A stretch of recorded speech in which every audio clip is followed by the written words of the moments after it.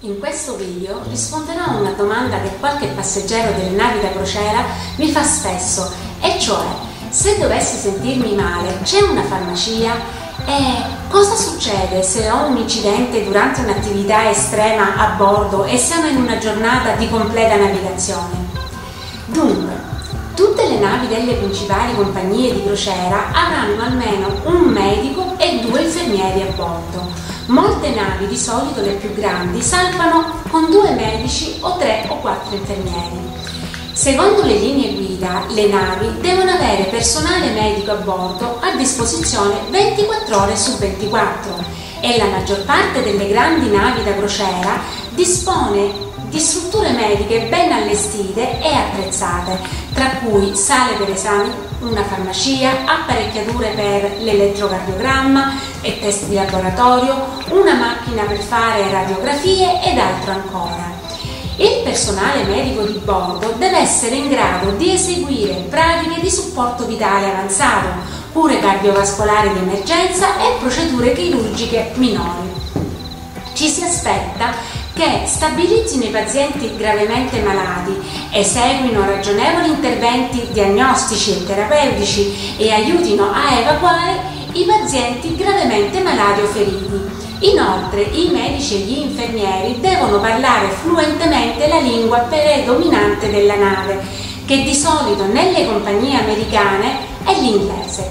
Ti starai dunque domandando: e allora, cosa succede se non parlo la lingua predominante? In questo caso il team medico procurerà un interprete. Di solito ce n'è uno che supporta le lingue principali: l'italiano, il francese, il tedesco, lo spagnolo e il portoghese, ma a volte si trovano anche degli interpreti per il cinese, il russo, il giapponese, eccetera, che dovranno parlare le lingue in combinazione.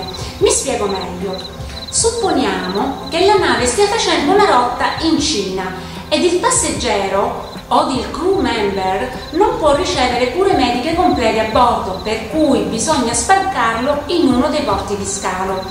In questo caso l'interprete cinese farà da mediatore linguistico, e cioè farà da tramite, da ponte, non solo tra le 2 lingue diverse, ma anche tra le culture diverse. Riguardo la figura del mediatore linguistico farò un video più avanti, e se l'argomento ti interessa iscriviti cliccando sul pulsante qua sotto o fammi la domanda specifica nei commenti, risponderò appena possibile. Ma torniamo all'argomento del video.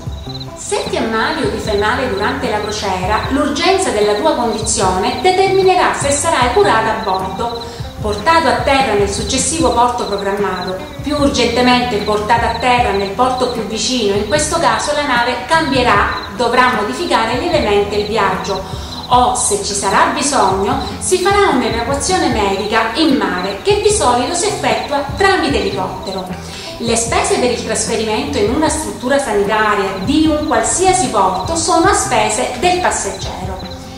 L'infermeria o centro medico si trova solitamente al piano inferiore, accessibile anche ai passeggeri, che di solito è il secondo piano, e generalmente svolge l'orario indicato nel programma diario della nave. Comunque, il personale è a disposizione 24 ore su 24 per le emergenze. Il centro medico della nave ha a disposizione anche diversi letti ed è allestito per trattare condizioni minori non di emergenza o per stabilizzare i passeggeri e gli impiegati, i crew members, con condizioni potenzialmente letali.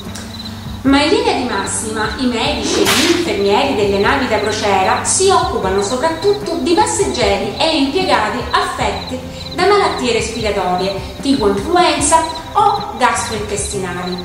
A bordo sono disponibili anche medicinali di base. Le scorte delle farmacie in genere includono farmaci per problemi gastrointestinali e cardiovascolari, problemi respiratori, malattie infettive, occhi, orecchi, naso e gola e delle vie urinarie, nonché i vaccini, ma non verrà venduta nessuna medicina senza un consulto medico, che di solito è a pagamento. Il personale della reception comunque fornisce gratuitamente le pillole per il mal di mare, l'aspirina ed altri medicinali per il raffreddore o il mal di testa. Il costo dei medicinali acquistati presso il centro medico sarà superiore a quello della farmacia di casa. Nei negozi di bordo spesso si trova uno scaffale con comuni medicinali da banco, tipo gocce oculari, analgesici, eccetera, di solito sistemati accanto a dentifrici, colluttori e creme solari. La politica della nave da crociera impone che se hai il vomito o la diarrea devi informare immediatamente il personale medico della nave. Infatti, quando imbarchi per la crociera ti viene fatto firmare un documento nel quale dichiari che nelle ultime 48 ore non hai avuto nessun sintomo gastrointestinale. Nel caso di vomito, diarrea o sintomi influenzali, se il medico della nave decide che potrebbe rappresentare un rischio di epidemia e diffondersi rapidamente, i passeggeri, ma anche gli impiegati, vengono isolati nelle loro cabine fino a quando non saranno liberi dai sintomi. Quindi l'infermiere si assicurerà che nelle ultime 24 ore non hai avuto altri sintomi prima di liberarti dall'isolamento. L'equipaggio ti porterà i pasti, le bevande e i farmaci necessari e non dovrai lasciare la cabina anche se ti senti meglio. La quarantena non è solo un suggerimento, infatti se lasci la cabina e te ne vai in giro per la nave senza essere autorizzato, il personale della sicurezza interverrà e potresti essere bandito dalla compagnia di crociera in futuro. Questa norma vale anche per i membri dell'equipaggio che rischierebbero di perdere il posto di lavoro. Adesso ti parlerò meglio dei costi per ricevere cure mediche durante la crociera.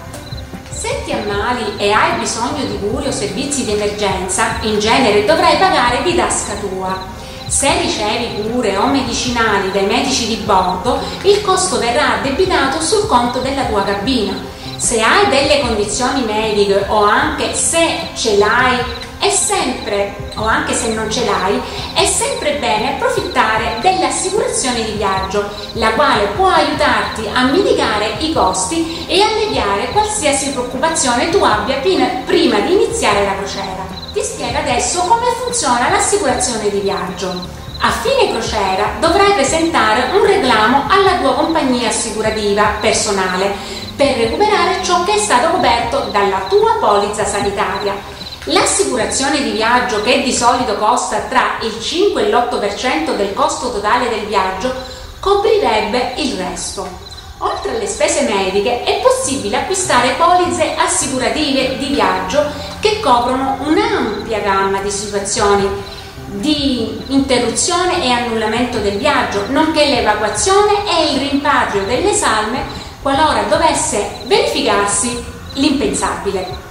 Robuste polizze assicurative di viaggio possono essere un salvavita finanziario se è necessaria una costosa procedura d'emergenza come l'evacuazione dalla nave e il ricovero ospedaliero in un porto straniero. Considera anche che il trasporto verso un ospedale a servizio completo da una remota località di crociera come la Groenlandia o l'Antartide può essere estremamente costoso. Bene, fino a qui il video di oggi. Ti ringrazio di avermi seguito fin qui. Se hai delle domande, scrivimi pure nei commenti qua sotto. Risponderò appena possibile e noi ci vediamo alla prossima. Ciao ciao!